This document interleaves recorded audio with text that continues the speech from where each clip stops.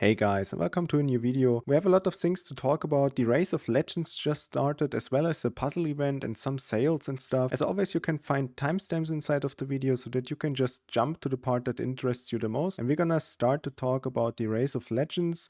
This one is a race that will consist of 4 different races where we can each acquire one of those miners that you see here. And these ones are part of the runner set, and the runner set in total has 30% plus bonus power and a fairly good mining power if you would acquire all of these things. And we need to figure out now if it's actually reasonable to go for this or if this will be way too expensive for the most people. And there's already one thing that I notice, and that is the racing timeline, where we have the 4 different races listed and what they're gonna consist of. And this first race that we have starting today is opening cases and playing mini games. And this one is especially good for free-to-play players because you get 1000 of those points for winning one game. And as you can see down here, the main rewards will be the rack and also the first miner for the set. So this is a pretty good race, but the next races I already see a problem, because this one here, the next one, will be open cases and exchanging crypto. The asset runner will be kinda locked behind either a paywall or behind opening an infinite amount of lucky cases.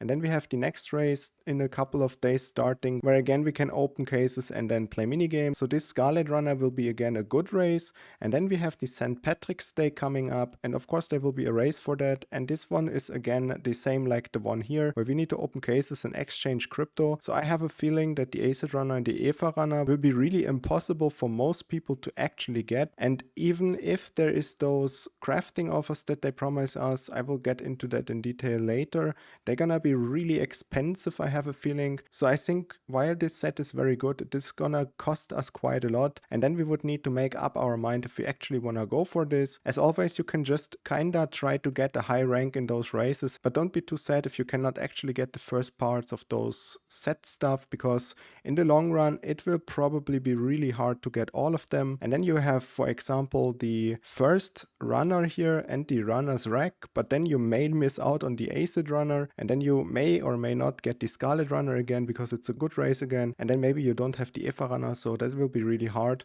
But for that they promise us to have this crafting stuff. And also they say down here as a hint, PS, missed a miner, do not panic, there may be another chance to grab it. And that probably means we're gonna have a sale at the end, so that we could maybe just purchase it with Rollertoken or any of the currencies that we have here that we can mine. But of course that's something that we cannot predict. So if you are lucky enough and you get all of them from the races already, then that would be the easiest bet, I would say. And the other stuff is kinda unpredictable and a little bit of a gamble, because you will not know if you will be able to afford it at the end. And there's only the two ways: either it's gonna be way more expensive than the crafts that they throw at us, or it's gonna be way cheaper than that. There's no saying what it will be. The Women's History Month puzzle event will be here for 3 days. This will be until the 7th March, so we have a lot of time to actually complete the puzzle event. I looked over it already, and I need to say that this time's rewards are absolute massive. We get a new miner that is the Mining Queen, which unfortunately cannot be sold in the marketplace, but it is a 1-cell miner, so it takes only 1 slot inside of your rack, and it comes with 2.1 P on level 1 and also 1% bonus power. And this puzzle event is a little bit different, because if you get to 12 rewards, then you will get the miner on level 2 already with 5 P in mining power and really good bonus power. And if you get to 14 rewards, this was a super surprise, you get the Mining Queen already merged on tier 3 with 14.4 P in mining power. And this miner has an infinite amount of bonus power actually. This one on tier 3 that you saw just now has 8% bonus power already. And remember, this is a 1-cell miner, so you will have this one standing next to, for example, the tier 2 version. So you will have a combined mining power standing in one slot of 20 P and almost 12% bonus power. So this is pretty massive. And also, if you are lucky enough inside of the puzzle event and you open 14 of those rewards here, you can get another copy of the Mining Queen, so that you will have in total enough of them copies and also merged already that you will be able to make it a tier 4 version in the future. And the tier 4 version has 40 P in mining power and also comes with 14% bonus. And remember again, this is a 1-cell miner, so this is absolute massive. This one is super good. As an example of the actual power of that miner, miner, I will give you here the Rollertoken. This one was on sale a long time ago, and this one has, for example, 15p in mining power and 7% bonus power. And the miner that we get from the last reward of the puzzle event is very equal to that, but you just get it by participating in the puzzle event. So this is absolutely massive. Then of course this version, the tier 4, is absolute insane for being a single slot miner. Then we have some other things here in the puzzle event, which is the Lavenus de Milo. This miner is fairly weak. Then we have another one, the 90 Paradise, which is also one of the rewards here when you are doing 6 of the tasks, and we can actually sell them in the marketplace. So this is pretty good. We get some money back by participating and getting to rank 6 here. We have a lot of season tokens. I only see 4 of those trashy temporary cards, so this is pretty fair too. And we have a lot of tasks that we can actually fulfill as fairly new players as well. We can play some mini games, we can again open lucky boxes, and we can exchange as little as 3 roller tokens for the first quest. And then we can already see, because the first exchanging quest is relatively low as well as the opening lucky cases, that the next quests after that are not infinitely more like the last time when it started with 5 roller token already here on the top, and it was 13 in the second quest.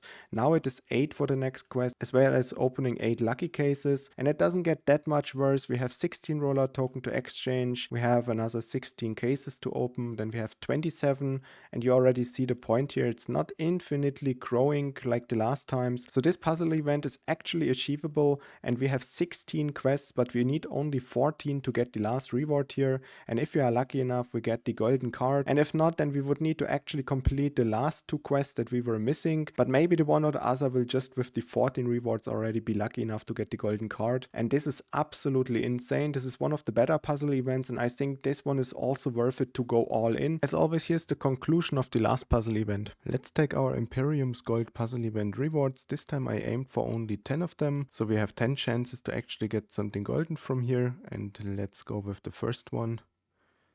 10 season tokens. The next one, a little bit of temporary power, the third reward.